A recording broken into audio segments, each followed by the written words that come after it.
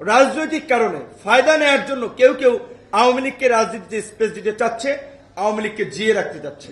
কোন কোন দল দাদাগিরি করতে চাওয়ার জন্য না, আমরা নির্ধারণ করব কে এমপি হবে, কে মন্ত্রী হবে। আমরা 2-4টা সিটাই ফাটাই দেব, আমাদের করুণায় কৃপা নিয়ে অন্যরা এমপি হবে কিংবা সংসদে যাবে। আমরা পরিষ্কারভাবে বলতে চাই, ওই পুরানো ব্যবস্থার জন্য আমরা জীবন দেই না।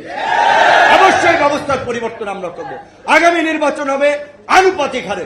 সেই দাবিতে প্রয়োজনে যদি আবার আমাদেরকে রাস্তায় নামতে হয়, অবশ্যই আমরা অন্যান্য যে সমস্ত দল এই দাবির পক্ষে একমত তাদেরকে নিয়ে আমরা রাজপথে নামব। আমরা মনে করি এই যে ক্ষমতার মসনদ, চেয়ারের প্রতি এত মায়া তৈরি হয়, চেয়ার কেউ ছাড়তে চায় না। সেক্ষেত্রে আমরা বলেছিলাম সংসদের মেয়াদ কমিয়ে আনেন, 4 বছর করতে পারলে কিন্তু ভালো।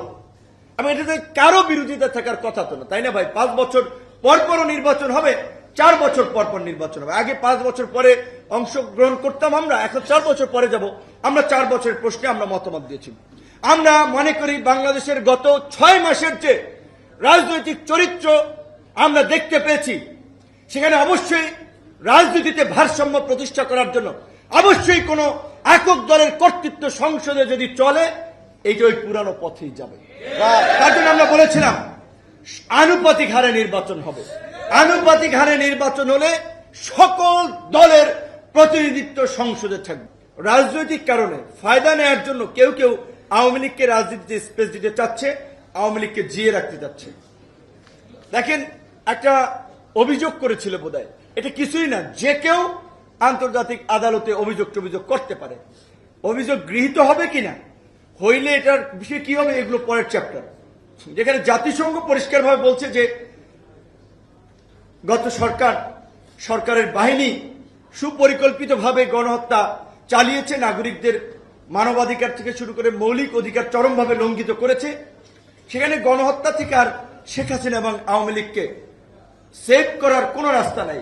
গণহত্যাকারী দল হিসেবে আওয়ামী লীগের রাজনীতি অবশ্যই নিষিদ্ধ করতে হবে, কিন্তু অনেকে চায় যে তাদের প্রতিদ্বন্দ্বী হিসেবে রাজনীতিতে আওয়ামী লীগ থাকুক, তাহলে তারা ফায়দাটা নিতে পারবে। আলহামদুলিল্লাহ, এটা আমাদের সন্তুষ্টির জায়গা যে অনেকেই আমাদের হাত ধরে রাজনীতিতে এসেছে, রাজনীতি শিখেছে। কিন্তু আমার একই সাথে যেমন ভালো লাগা, স্বস্তির বিষয় আছে, আবার অস্বস্তি, আবার একটা সংকটের বিষয় আছে।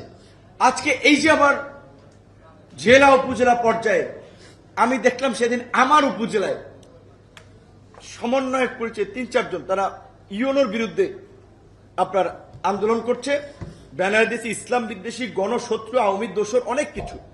একটা লোক ইসলাম বিদ্বেষী, গণশত্রু, আওয়ামী দোসর, অনেক কিছু।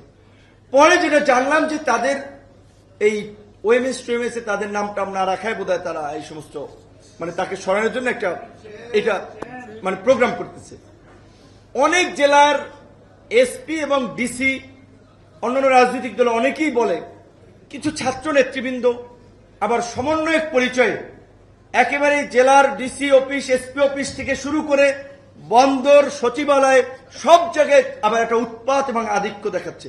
এইটা আবার একটা অশনি সংকেত।